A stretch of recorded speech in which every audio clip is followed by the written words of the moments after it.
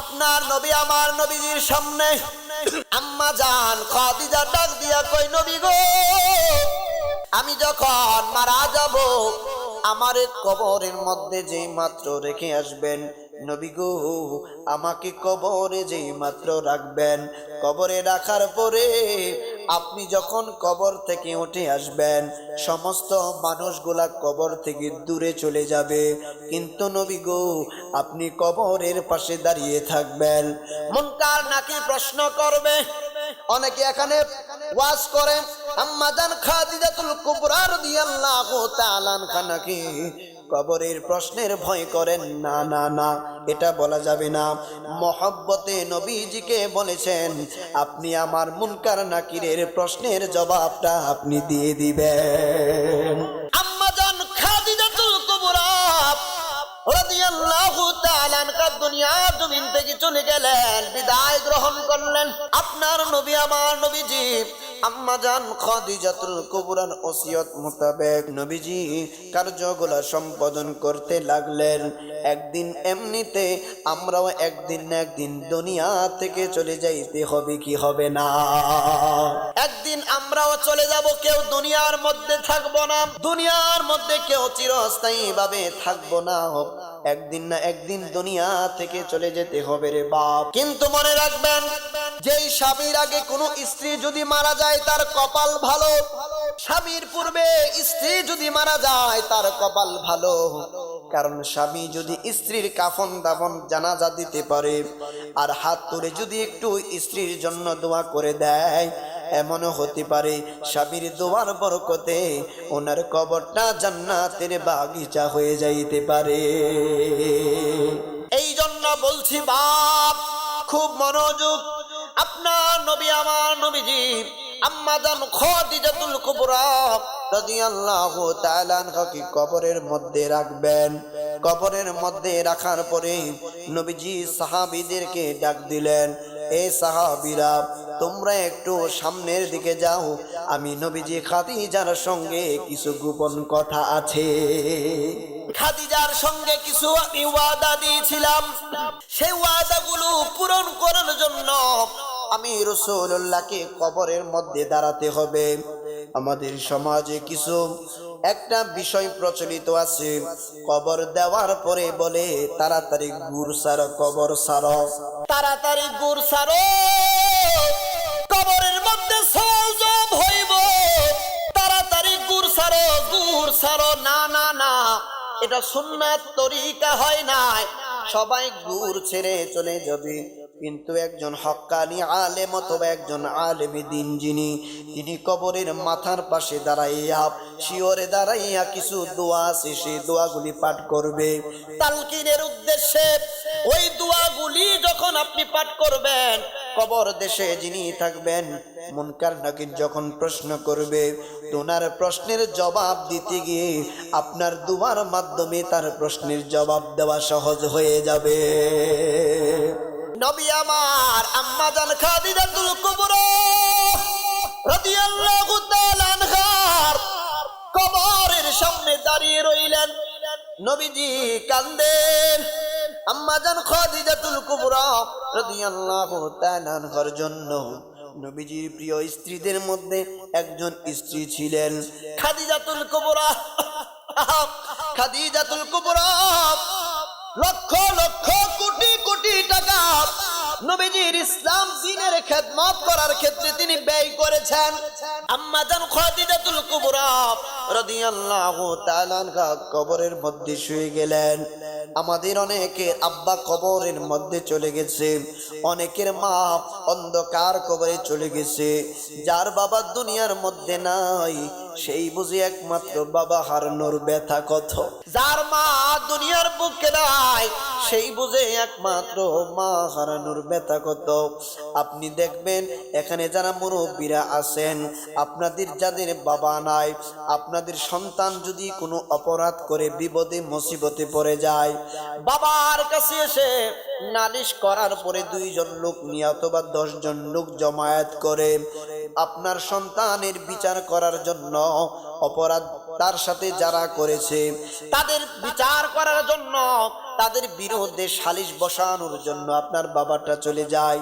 কিন্তু আপনাদের যাদের বাবা দুনিয়ার বুকে বাইচা নাই, আপনাদেরকে কেউ কষ্ট দিলে আপনাদের তো বাবাই নাই, বিচার দিবেন কার কাছে? আপনাদের কষ্ট আপনারা বলতে পারবেন না। আল্লাহর কসম করে বলি, আমি আশরাফুল হক জয়নগরী রাত্রির 2টা-3টা বাজে যখন বাসার মধ্যে যাই, একটার জায়গায় 2টা ডাক দিতে হয় না।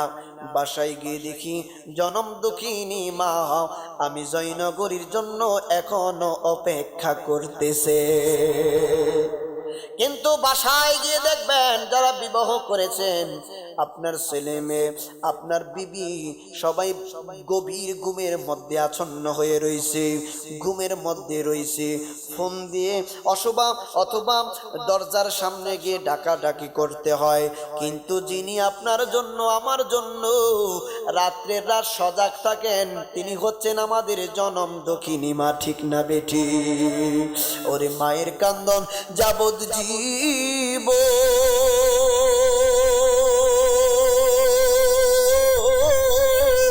ওরে 2-4 মাস বোনের কান্দন রে, ওরে ঘরের পরিবারের কান্দন কয়েক দিন পর থাকে না। জনম দক্ষিণী আমার গর্ভধারিণী মা। ঠিক না বেটি? হাতে পায়ে তেল মাইখা মা দিত শক্ত করি, পেশাব পায়খানায় আমি মায়ের কোলে করি। তবু আমার রাগ হইল বিজল গুয়ে মতে, আমার শোক নাই রাখিয়া মাই তাকে ভিজাতে। জয়নগরী বেবে বলে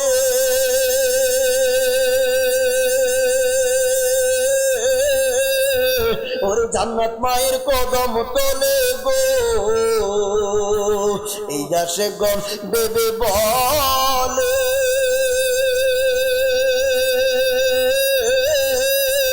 ওরে জান্নাত মায়ের কদম তোলে গো। ওরে তোরা দেখ বুখারী হাদিস খুলে করছেন নবী ঘোষণা, জনম দক্ষিণী আমার গর্ভধারিণী মা। ঠিক না বেঠি? এইরকম মা যার অন্ধকার কবরে চলে গেছে, দুঃখ বলার জায়গা নাই রে বাপ। মা জননী যখন দুনিয়া থেকে চলে যাবে, দেখবেন আপন চাচি, আপন খালা, আপন ফুফুরা পর্যন্ত মার চোখে দেখে না।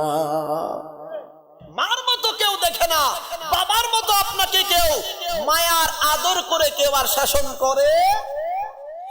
বাবা নামক ছায়াটা আপনার মাথার উপর থেকে যেদিন চইলা যাইব, সেই দিন বুঝবেন এলাকার মানুষগুলা আপনার সাথে কেমন ব্যবহার করে। আপনাকে বৃদ্ধা আঙ্গুল দেখাই আপনার সঙ্গে ব্যবহার করবে। আর যদি আপনার অসুস্থ বাবা পর্যন্ত বিছানার মধ্যে শুয়ে থাকে, দেখবেন মানুষ বলবে এই সাবধানে কথা বলিস, এই যুবকের বাবার নাম কিন্তু আব্দুর রহমান। আব্দুর রহমান কিন্তু এখনো দুনিয়ার বুকে শুয়ে আছে, সাবধানে তার ছেলের সঙ্গে কথা বলিস। কিন্তু বাবাটা যেই মাত্র দুনিয়া থেকে বিদায় গ্রহণ করবে, দেখবেন আপনাকে কেউ হিসাব করে পর্যন্ত কথা বলবে না। ঠিক না বেঠি? এই যে আজকের সুন্দর এই বাগান সাজিয়েছেন, এই সুন্দর বাগান সাজিয়েছেন মাহফিল প্রযুক্তি করে, তারা কোনোদিন মুসলমান ছিল না, তারা নিঃসন্দেহে মুনাফিক মুনাফিক মুনাফিক। এটা মনে রাখতে হবে। আপনার মা আপনার কাছে মাথার মুকুট, আপনার বাবা কৃষক হতে পারে, আপনার বাবা আমার কাছে কৃষক, আপনার কাছে মাথার মুকুট। আপনার মা অন্যের বাড়িতে বাসায় কাজের বুয়া হতে পারে, কিন্তু আপনার ওই মায়ের পায়ের নিচে আপনার জান্নাত। আপনি কাকে কি বলেন মা? আপনি কার বিষয়ে কি বলেন? মুখের মধ্যে আপনি কষ্টিপ লাগান, মুরব্বী হু হু কইয়া ভাইরাল হওয়ার পরে ওনার আরো ভাইরাল হওয়ার ইচ্ছা জাগছে। কিন্তু আমার বাবা হোক, আমার সন্তান হোক, আমার ভাই হোক, আমি ছাড় দেব না যদি আল্লাহ রসুলের উপরে তুহমত আসে। নবীজির স্ত্রীগণের উপরে যদি কেউ তুহমত দেয়, আমার বাবা হোক, আমি ছাড় দেব না। অন্তত পক্ষে আমি আশরাফুল হক জয়নাপুরি আমার বাবাকে পর্যন্ত এই বিষয়ে ছাড় দিই না। আমি এই বিষয়ে আমার কাউকে আমি ছাড় দেই না। আমি আমার আপন ফুফুর বাড়ি আজকে প্রায় মনে হয় 7-8 বছর হয়ে গেছে, যাই না। কি মনে করেন? 7 থেকে 8 বছর হয়ে গেছে আমি যাই না। তোমাদের আকীদা ঠিক করো। আমি এখানে মাহফিলে এসে বলবো নবীর মহব্বত, নবীর মহব্বত, নবীর দুশমনদের সাথে সম্পর্ক নাই। অন্য দিক দিয়ে আমার ফুফু যদি বলে নবী আমরার মতো, তার সাথে হাসি মুখে কথা বলবো, ভাত খাইবো তার সামনে, এটা হইতে পারে না। এটা হইতে পারে না বাপ। নবীজিকে যে সম্মান দিতে জানে না, সেই সম্মান পাওয়ার যোগ্য না। পরিষ্কার হিসাব। আপনার বাসায় আমাকে, আমি শেষ করছি, শামীম আহমেদ লক্ষ্মীপুরী অনেক কষ্ট করছি যুবকদেরকে নিয়ে, আপনাদের পরামর্শে এতটুক পর্যন্ত আগাইছি। আমরা এখানে টাকার জন্য আসি নাই, অন্য কোনো উদ্দেশ্যে আসি নাই, শুধু মহব্বতে আসছি। আপনাদের এলাকার সন্তান, মহব্বত করবেন, যত বেশি ভালোবাসা দিবেন তত ভালো কাজ তার দ্বারা হবে। আমরা সবাই ইনশাআল্লাহ তার পাশে থাকবো তো ইনশাআল্লাহ। মা বোনেরা বেশি বেশি করে সাপোর্ট করবেন, কারণ মা বোনেরা ওই দিন কি হয়েছে জানেননি? আমি গেছি মাধবপুর, এটা এমন হয় কমলপুর, ইয়া আছে আপনার বর্ডার আছে, ইন্ডিয়ান বর্ডার আছে না। আমি কারেন্ট 17 মিনিট ওয়াচ করছি প্রথম উঠেই। দেখেন কি একটা কাজ কারবার হয়েছে আর কি। ওই দিকের মহিলারা মনে হয় একটু করা আর কি, করা বুঝেন তো। তো 17 মিনিট কথা বলছি মা বোনদেরকে নিয়ে, যে আসলে আপনাদের এই ভুলগুলি হচ্ছে, স্বামীর সাথে এইগুলি আপনারা মিটমাট করে নেবেন।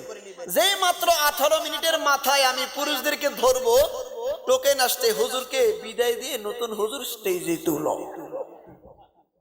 ওমা, মহিলারা আমার পিছে লাগিয়ে গেছে গা। মানে মানে বুঝেন তো, এখন তো মহিলাদের জমানা চলে আসছে। কারণ মহিলাদের জমানা কেন, মানে জরিপে দেখা গেছে একজন পুরুষ 4 থেকে 5টা বিবাহ করলে মোটামুটি একটা ক্যাপচার হবে, সমস্ত বাংলাদেশের মহিলারা বিবাহ বসতে পারবে, মেয়েরা।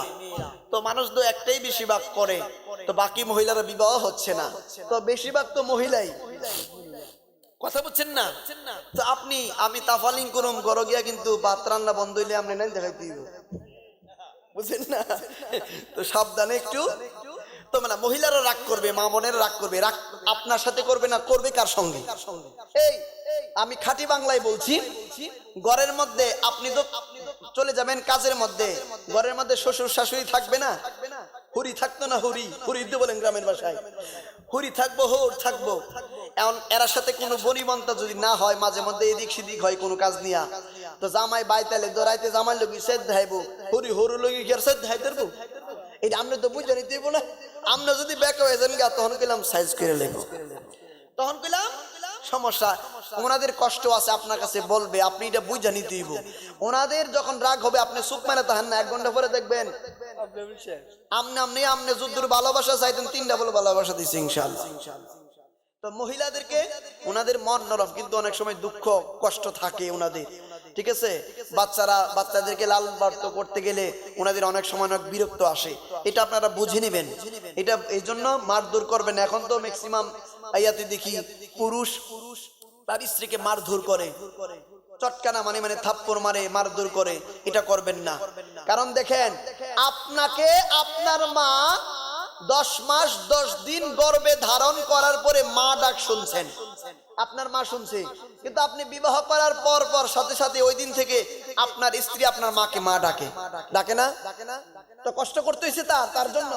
তো কেন মহব্বতে ডাকে? এই মহব্বতটা বজায় রাখবেন, স্বামী স্ত্রী মহব্বত করে থাকবেন। একটা জিনিস, অনেক সময় সমস্যা হইতে পারে ফ্যামিলিতে, এটা আপনার স্ত্রীকে বোঝাবেন, আলাদা করে আপনার মাকে বোঝাবেন। কিন্তু যত কথাই বলেন, দিন শেষে আপনার বিপদের সময় আপনার স্ত্রী আপনার পাশে থাকে।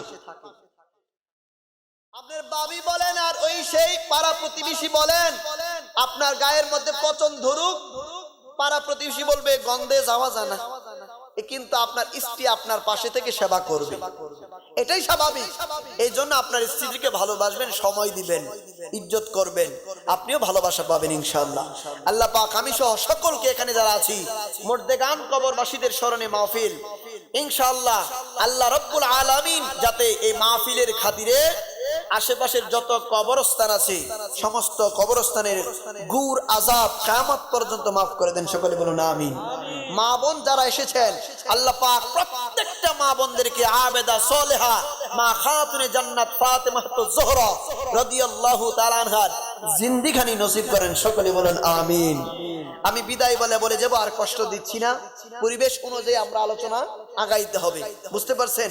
যেহেতু মানুষ অল্প এই জন্য বেশি দূর আর আগাইলাম না, কিন্তু বিদায় বেলা আরস যুবকদেরকে বলবো যত কিছুই বলো মা বাবাকে কষ্ট দিবা না, মা বাবাকে সম্মান করবা। এখনো পর্যন্ত দেখেন আমি বড় ছেলে, আমার ফ্যামিলিতে আমি বড় ছেলে, বিশ্বাস করবেন কিনা আমাকে সারা বাংলাদেশ চিনে আলহামদুলিল্লাহ। প্রত্যেকটা জেলায় এমন কোনো মানুষ নেই যে আমাকে চিনে না। এখনো পর্যন্ত আমার মা মাঝে মধ্যে আমাকে মারে, বিশ্বাস করবেন, মানে শাসন করে, তো আমি হাসি। তো ঘরের মধ্যে ঝগড়া লাগলে মা খায় না, কেউ খাওয়াইতে পারে না, আমি গিয়ে শুধু হাত ধরি। আমার এটা কখনো বেয়াদব হতে পারে না, ঠিক না ভাই? ঠিক। এই জন্য বলছি বাপ, এই শামীম হাসান লক্ষ্মীপুরি ছেলেটাকে আপনারা ভরসা দিবেন, আপনারা ভালোবাসবেন।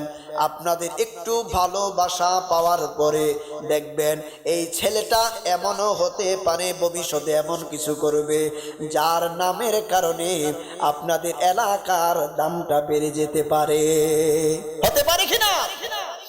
আজকে দেখেন আমরা যারা এই মাহফিলের মধ্যে আছি রে বাপ, আর মাত্র 5 মিনিট কষ্ট দেব, তারপরে তাবরক নিয়ে যাবেন, বেশিক্ষণ কষ্ট দেব না। 11:30 বেজে গেছে রে বাপ। আমি যেই কথা বলতেছিলাম, দুনিয়ার মধ্যে যত তাকাব্বুরি করেন না কেন, পয়সার গরম দেখান, আপনাদের সামনে অনেক লোক আছে কোটি কোটি লক্ষ লক্ষ টাকার মালিক ছিল, কিন্তু বর্তমানে তার কিছুই নাই। এমন লোক আছে দিন আনতো দিন খাইতো, রিক্সা চালাইতো, তার বাসার মধ্যে 3 তলা বিল্ডিং হয়ে গেছে, আছে কিনা? এই জন্য বলছি টাকার গরম যৌবনের শক্তি চিরদিন থাকে না। আপনার এখানে মুরব্বী যারা আছেন, এক সময় আপনারাও যুবক ছিলেন আমাদের মতো, প্যান্ট শার্ট লাগাইয়া কত মজ করতেন, কত তাকাব্বুরি দেখাইতেন। আজকে দেখেন দাড়িগুলা পেকে গেছে, বৃদ্ধ হয়ে গেছেন। আমরাও একদিন এই রকম যদি হায়াতে দান করেন আমরাও যুবক থাকব না। এই জন্য যৌবন নিয়ে, চেহারা নিয়ে, শক্তি নিয়ে, টাকা নিয়ে কোনোদিন অহংকার করবেন না, কারণ অহংকার মানুষকে শুধু ধ্বংস করে দেয়। আপনার নবী আমার নবী আম্মা জান খাদিজাতুল কুবরা রাদিয়াল্লাহু তাআলা আনহা কবরের পাশে দাঁড়িয়ে রইলেন। নবী আমার ডাক দিয়ে বললেন, হে সাহাবীরা শুনো, আমি খাদিজার সঙ্গে কিছু কথা বলবো, কিছু ওয়াদা আছে, কথা আছে, তোমরা একটু দূরে অবস্থান করো, আমি খাদিজার ওয়াদা গুলো আমি পূরণ করে আসতেছি। নবী আমার আম্মা জান খাদিজাতুল কুবরা রাদিয়াল্লাহু তাআলা আনহা মাজার শরীফের পাশে দাঁড়িয়ে রইলেন। মুনকার নাকির তো আসে না, সুবহানাল্লাহ। এ জিবরাইল, মুনকার নাকির আসবে না, আমার বন্ধু নবীকে বলে দাও খাদিজার পক্ষ থেকে বন্ধু নবী উত্তর দেওয়ার জন্য দাঁড়িয়েছে। জিবরাইল রে, নবীজিকে বলে দাও আমি খাদিজার প্রতি আমি আল্লাহ সন্তুষ্ট আছি। মা খাদিজার প্রতি আল্লাহ যদি সন্তুষ্ট থাকেন, বলেন তো মুনকার নাকির প্রশ্ন করার পরেও উত্তর দিতে পারবেন কিনা? কিন্তু এটা মহব্বতের বিষয় চলছে। নবী গো,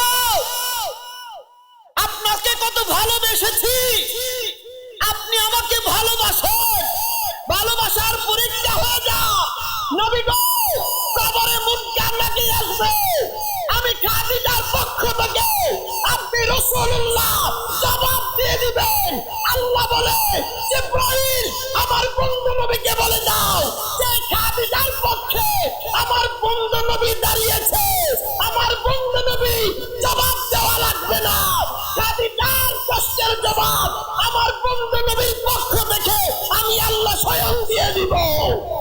নারে তাকবীর, নারে রিসালাত, আহলে সুন্নাত ওয়াল জামাত।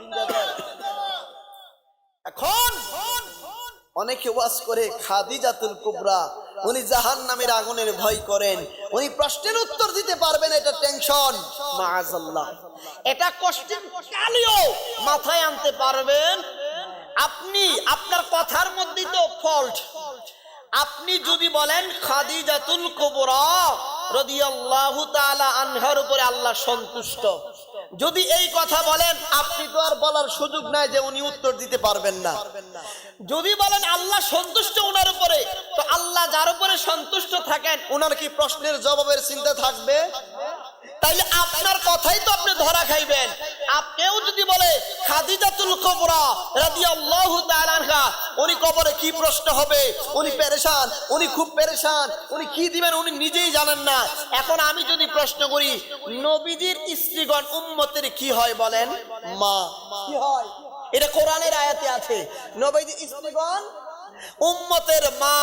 তো উম্মতের মা জিনারা, তো উম্মত তুমি জান্নাতে চলে যাচ্ছ, বলছো তুমি জান্নাতে যাবা, আর তোমার মা যিনি উনি জাহান্নামে যাবে? উনি কি জাহান্নামে যাবে?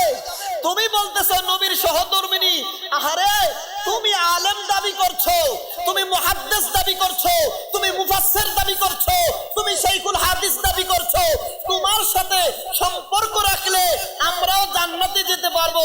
যিনি জান্নাতের মালিক নবীজি, ওনার স্ত্রী কি জাহান্নামে যাবে? কখনো না। কথা বুঝতেছেন? এটা মহব্বতের তো নবী গো আপনি দিয়ে দেবেন, এটা মহব্বত, স্বামী স্ত্রীর মহব্বত। রাসূল করিম সাল্লাল্লাহু আলাইহি ওয়াসাল্লামের দুর্দিনে মা খাদিজাতুল কুবরা রাদিয়াল্লাহু তাআলা জি পরিশ্রম করেছেন, কষ্ট করেছেন, সম্পদ দিয়ে শ্রম দিয়ে নবীজির পাশে থেকেছেন। মা গো আপনার স্বামী রিকশা চালায়, নো প্রবলেম, আপনার স্বামী যখন ঘরে চলে আসবে, আসার পরে একটা মুস্কি হাসি দেন না, আপনার স্বামীর সারা দিনের ক্লান্তি দূর হয়ে যাবে। আপনি যদি রাগ দেখান, স্বামীটা বেশি দিন আর দুনিয়াতে লাস্টিং করবে না। আমি সাবধান করে দিচ্ছি একটা জিনিস মনে রাখবেন বাপ। ইদানিং দেখলাম সোশ্যাল মিডিয়াতে মুরব্বি হুজুর নামে যিনি পরিচিত, মুরব্বি একটা হুজুর আছে না, মুরব্বি এই মুরব্বি ভাইরাল হইতে হইতে এখন ওনার আরো ভাইরাল হওয়ার দরকার উনি মনে করতেছেন। উনি ভাইরাল হতে গিয়ে আবার বলে ফেলছেন যে আম্মাজান আয়েশা সিদ্দিকা রাদিয়াল্লাহু তাআলা আনহা নাকি নবীজিকে বলছেন, নবী গো ইয়া রাসূলুল্লাহ, আপনি খিতা দেখা এই যে এই 45 বছরের বুড়া মহিলার আপনি বিয়ে করছেন, কি দেখা বুড়া মহিলা হিসেবে সম্বোধন করেছেন? নাউজুবিল্লাহ বলেন। আম্মাজান আয়েশা সিদ্দিকা রাদিয়াল্লাহু তাআলা আনহা এই কথা বলেছেন কোন হাদিসে আছে দেখান। আম্মাজান আয়েশা সিদ্দিকার জবান মুনাফিকদের জবান নয়। ভাইরাল হওয়ার জন্য যারা উম্মতের মার শানে এই কটূক্তি করতে পারে, সে কখনো ঈমানদার হতে পারে।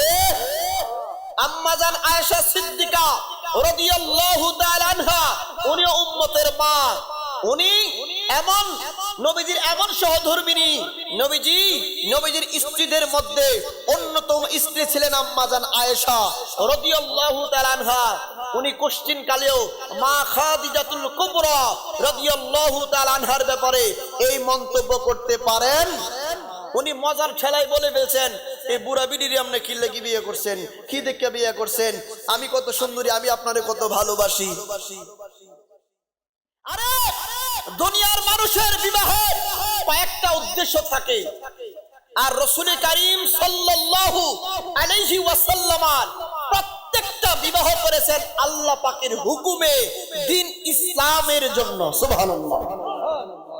এই জন্য সাবধান করে দিচ্ছি, যারা ভাইরাল হওয়ার জন্য নবীর শানে, আউলিয়া কেরামের শানে এবং নবীজির স্ত্রীগণ আমাদের উম্মতের মা গণের শানে যারা কটূক্তি করবে, সামান্যতম বেয়াদবি করবে, আমরা কখনোই তাদেরকে ইমানদার মনে করতে পারি?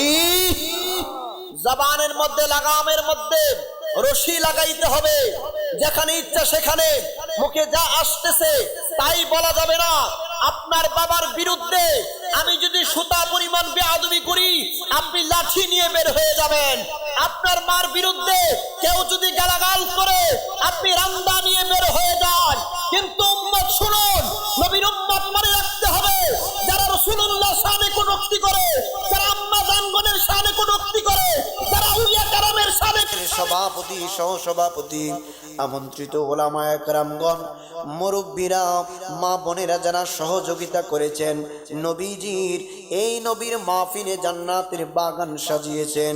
এমন হতে পারে এই মাহফিলের খাতিরে আমার আপনার মা বাবার কবরটাকে কিয়ামত পর্যন্ত গুরাজাব মাপ হতে পারে কি পারে না? এই যে দেখেন বাপ, কত কষ্ট করে আপনারা মাহফিল করেছেন। এই মাহফিল কত কষ্ট করে করেছেন। আপনাদের এলাকার সন্তান, কেন বলছি রে বাপ, মোহাম্মদ শামীম হাসান লক্ষ্মীপুরী। এই শামীম হাসান লক্ষ্মীপুরী যদিও আপনাদের কারো সন্তান, আপনাদের কারো ভাতিজা, আপনাদের কারো ছোট ভাই, কিন্তু মনে রাখবেন প্রত্যেকটা এলাকার মধ্যে যদি আপনার সন্তানকে আপনি মূল্যায়ন না করেন, তাহলে বাহিরের মূল্যায়ন দিয়ে আপনি করবেন কি? আপনার সন্তান, আপনার ভাতিজাকে যদি আপনি সম্মান দেন, আমার এলাকা জয়নগর গ্রামে গেলেও আপনার ভাতিজাকে শামীম হাসান লক্ষ্মীপুরীকে আমিও সম্মান দিব, কারণ তার এলাকার মধ্যেও তার একটা সম্মান আছে, ঠিক না বেঠিক? যত কিছুই বলেন না কেন, যে কোনো প্রতিষ্ঠানের মধ্যে পড়ুক না কেন, কিন্তু যার কলিজার মধ্যে নবীর ভালোবাসা থাকবে, মুরব্বীদের প্রতি